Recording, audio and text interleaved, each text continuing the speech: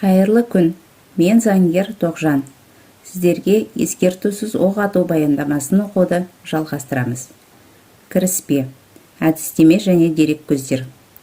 Бұл есеп іс-шараларға қатысушылармен және олардың туыстарымен жеке сауалнама жүргізу және олармен байланысу, жергілікті жерлерде ақпарат жинау, бұқаралық ақпарат құралдарынан және жеке тұлғалардан алынған бейне материалдарды, жазбаша құжаттарды, қаңтар оқиғаларына қатысушыларға қатысты қылмыстық істердің жекелеген қолжетімді материалдарын, сондай-ақ интернеттен және әлеуметтік желілерден алынған ақпаратты зерделеу әдісімен жасалды. Сондай-ақ қолжетімді ақпараттық материалдар мен аналитикалық жазбалар, адвокаттармен және заң кеңесшілерімен байланыс, оларға қатысушыларға қатысты қылмыстық істерді қудалау жөніндегі отырыстары, сот кабинеттерінің ресми құжаттары және өз қорытындылары негізінде, сондай-ақ өзге де ақпарат негізінде жасалды. Осы баяндамамен жұмыс барысында қолда бар деректі журналистік және сараптамалық дерек көздер, сондай-ақ қаңтар оқиғалары бойынша жарияланған есептер мен талдамалық жазбалар пайдаланылды. Құжаттау 2022 жылдың 5 қаңтарында басталды. Ал 2022 жылдың 4-5 қаңтарында 139 адамнан тұратын оқиғалар бойынша зардап шеккендер мен қаза тапқан азаматтардың алғашқы тізімдері 11 қаңтарда интернет қолжетімді болғаннан кейін әлеуметтік желілерде жарияланды.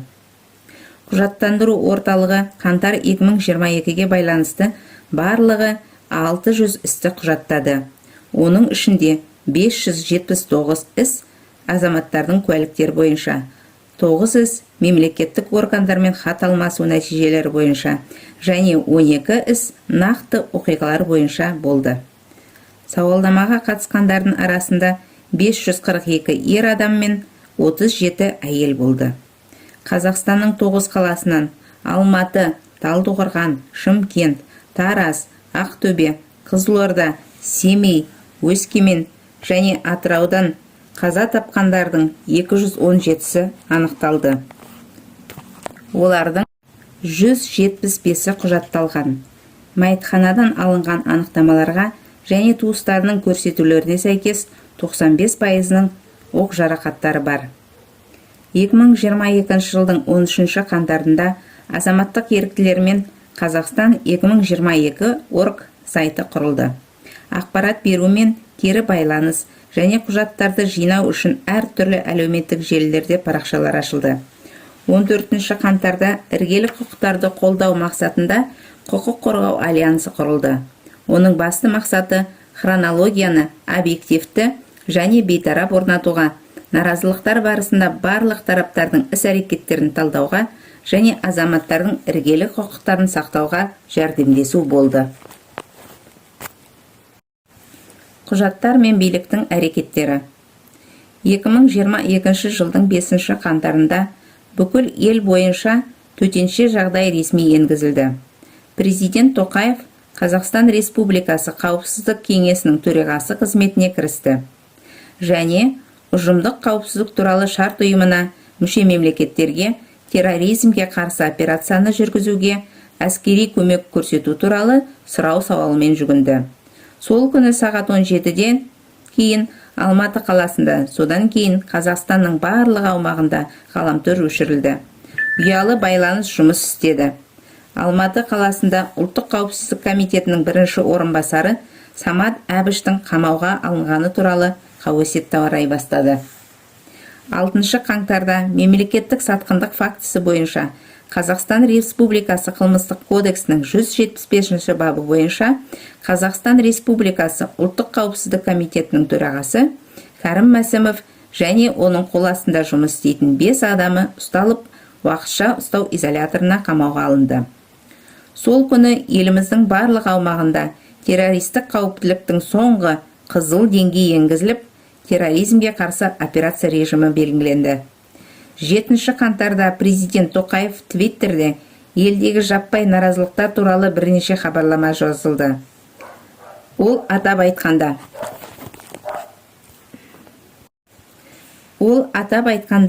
арнайы орталықтан басқарылатын қарақшылар мен террористер туралы мәлімдеді. Ол сондай-ақ Алматыда террористік шабуылдардың кем дегенде 6 толқыны жасалғандығын, ал шабуылшылардың жалпы саны 20 мың екендігін мәлімдеді. Олар полиция мен жас сарбаздарды ұрып-соғып өлтірді, әкімшілік ғимараттарды өртеп жіберді, жеке үйлер мен дүкендерді тонады, бірнеше азаматты өлтірді, жас әйелдерді зорлады. Менде террористермен ешқандай әңгіме болмайды. Біз оларды өлтіруіміз керек деген пікір болды. Сол күні ол ел азаматтарына үндеу жолдады. Онда ол құқық қорғау органдары мен армияға ескертусіз оқ атуға бұйрық бергендігін мәлімдеді. Қазақстан Республикасы ұлттық қауіпсіздік комитеті Әбіштің ұсталғаны туралы ақпаратты ресми түрде теріске шығаруды жариялады. Және ақпараттың шындыққа жанаспайтын және арандатушылық сипатта екенін хабарлады. Қазақстан Республикасы Ішкі істер министрлігі тазарту кезінде 26 қарулы қылмыскер қаза тауып, тағы 18 адам жараланғанын хабарлады. Сонымен қатар, қауіпсіздік қызметкерлері бүкіл ел бойынша 3000 адамды ұстады. 8 қаңтарда президенттің 20 мың террорист туралы твиті алынып тасталды. Және 2022 жылдың 5 маусымында президент 20 мыңға келетін болсақ, бұл көрсеткішті бұрынғы құқық қорғау органдарының басшылары ұсынды. Бұл бүкіл ел туралы болды. Және ол халықаралық сарапшыларды шақырудың қажеті жоқ деп санады. Қазақстан Республикасы Ішкі істер министрлігінің арнайы бөлімшелерінің, Қазақстан Республикасы қорғаныс министрлігінің және ұлттық ұланның жиынтық күштері Алматы қаласы мен Алматы облысында ұсталып жатты. 9 қаңтарда Қазақстан Республикасының сыртқы істер министрлігі шетелдік бұқаралық ақпарат құралдарындағы бірқатар жарияланымдар үстіртін және біржақты сипатқа ие. Және Қазақстан шетелде дайындықтан өткен жақсы үйлестірілген террористік топтардың қарулы агрессиясына ұшырады. Шабуылшылардың арасында радикалды исламшыл топтардың шиеленісу аумағында жауынгерлік тәжірибесі бар адамдар бар деп мәлімдеді. Ұжымдық қауіпсіздік туралы шарт ұйымының күштері туралы хабарлағандай, олар Қазақстан аумағында уақытша болады. Және қазақстандық тарап алғаш рет жүгінген кезде елден кетеді. Алғаш рет адам шығыны туралы хабарлады. Осыған байланысты 2022 жылдың 10 қаңтары елде жалпы ұлттық аза тұту күні болып жарияланды. 10 қаңтарда Қазақстан Республикасындағы жағдай тұрақтанды және бақылауда болды. Террористік қатерлі ошақтары бейтараптандырылды. Алматы, Қызылорда, Талдықорған және Тараз қалаларындағы террористер басып алған барлық әкімшілік нысандар босатылды. Аса маңызды стратегиялық объектілер мен қару-жарақ, оқ-дәрілер сақталатын орындардың қауіпсіздігі қамтамасыз етілді деп ресми жарияланды. Сол күні түрлі экстремистік ұяшықтарды бейтараптандыру туралы ақпарат пайда болды. Ал 11 қаңтарда президент Тоқаев парламентте қаңтардағы оқиғаларды бағалау туралы сөз сөйледі. 13 қаңтарда Қазақстан Республикасының бас прокуратурасы бұқаралық ақпарат құралдары үшін ресми ақпарат ұсынды. 13 қаңтарда билік терроризмге қарсы операцияның тұрақтанғандығы мен аяқталғанын және елдің 14 аймағында террористік қауіптіліктің қызыл деңгейінің тоқтатылғанын хабарлады. 14 қаңтарда Самат Әбіштің Қазақстан Республикасы ұлттық қауіпсіздік комитетінде жұмысын жалғастырып жатқаны, бірақ демалыста екендігі туралы ақпарат жарияланды. Алайда ол 17 қаңтарда жұмыстан шығарылды. 21 қаңтарда Қазақстан Республикасының сыртқы істер министрлігі жаңа мәлімдеме жасады. Онда 20 қаңтарда Европарламент қабылдаған қарар бір жақты және онда Қазақстандағы қайғылы қаңтардағы оқиғаларға объективті баға берілмегендігін атап өтті. 22 қаңтарда билік екі қоғамдық комиссияның құрылғаны туралы хабарлады. Адвокат Айман Омарова бастаған ақиқат және жаңа бұйрықтарға бағынғысы келмейтін Полицейлердің арасында арандатушылар бар деп хабарлаған адвокат Абзан Құспан басқарған аманат болды.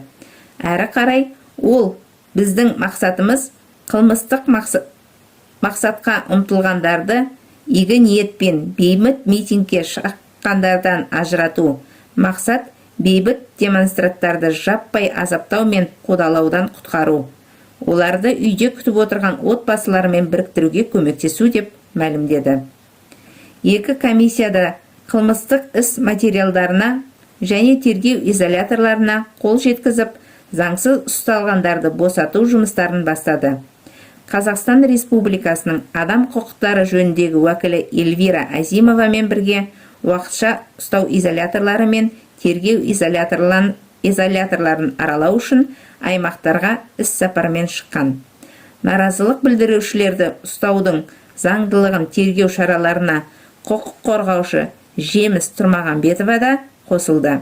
2022 жылдың ақпан айының ортасында бұқаралық ақпарат құралдарында алғаш рет Ақиқат комиссиясының атынан Ұлттық қауіпсіздік комитеті көмегі арқылы біздің арнайы қызметкерлеріміз тәртіпсіздік орнатқан деп көпшілік алдында ресми түрде айтылды.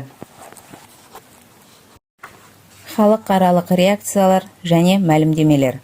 Адам құқықтарының сақталуына, соның ішінде бейбіт жиналыстар мен наразылық құқықтарына, өлімге әкелетін қаруды қолдануға, негізсіз ұстауға, зорлық-зомбылық пен азаптауға, лаңкестер терминін қаңтар айындағы оқиғалар аясында теріс пайдалануға қатысты алаңдатушылықты Amnesty International, Human Rights Watch, Адам құқықтары үшін халықаралық федерациясының жетекші халықаралық үкіметтік емес қорғау ұйымдары ғана емес, сондай-ақ Біріккен ұлттар ұйымының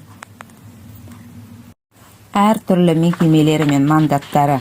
Атап айтқанда, қауіпсіздік күштері мен наразылық білдірушілерді зорлық-зомбылықтан аулақ болуға шақырған Біріккен ұлттар ұйымының адам құқықтары жөніндегі жоғары комиссары Мишель Бачелет болды. Сондай-ақ адам құқықтары мен негізгі бостандықтарды көтермелеу және қорғау мәселесі бойынша арнайы баяндамашымен бірлескен мәлімдемесінде Фиона Аолейн лаңкестігіне қарсы күрес талаптары бойынша арнайы баяндамашылар соттан тыс өлім жазасы, тиісті сот талқылауынсыз өлім жазасы немесе Морис Титбол Бинзді негізсіз жазалау туралы мәселе бойынша арнайы баяндамашы Нильс Мальцерді азаптау және басқа да қатыгез адамгершілікке жатпайтын немесе ар-намысты қорлайтын емдеу және жазалау түрлері туралы мәселе, құқық қорғаушылардың жағдайы туралы арнайы баяндамашы Мэри Лоллер, әйелдер мен қыздарға қатысты кемсітушілік жөніндегі жұмыс тобының төрағасы Мелиса Упрети және басқа топ мүшелері деп білдірді. Бұл алаңдаушылық кейінірек халықаралық ұйымдардың қаңтар оқиғаларына тәуелсіз халықаралық тергеу жүргізуге шақыруында да айтылды. Дәл осы үндеу 2022 жылғы 20 қаңтардағы Европарламенттің 2022-2505 қарарында қамтылды. Ол Қазақстан үкіметін саяси дәлелді айыптарды алып тастауға, негізсіз ұстаудың барлық түрлерін тоқтатуға, негізсіз ұстаған демонстранттар мен белсенділерді дереу босатуға және 2 апталық наразылықта Қазақстан халқына қарсы жасалған қылмыстарды тиісті халықаралық тергеуге бастамашылық етуге шақырды. Сондай-ақ, мұндай тергеуге қазақстандық құқық қорғау ұйымдары, адам құқықтары жөніндегі Қазақстандық халықаралық бюро, Қазақстанның азаптауға қарсы үкіметтік емес ұйым коалициясы, сондай-ақ қаңтар айындағы оқиғаларға байланысты бір қатар осындай ұйымдар құрған іргелі құқықтарды қолдануға арналған құқық қорғау альянсы бірнеше рет шақырды. Алайда, Қазақстан билігі бұл үндеуден бас тартып, олар жүргізіп жатқан тергеу барлық сұрақтарға жауап беретінін атап өтті. Назарларыңызға рахмет, аман сау болыңыздар.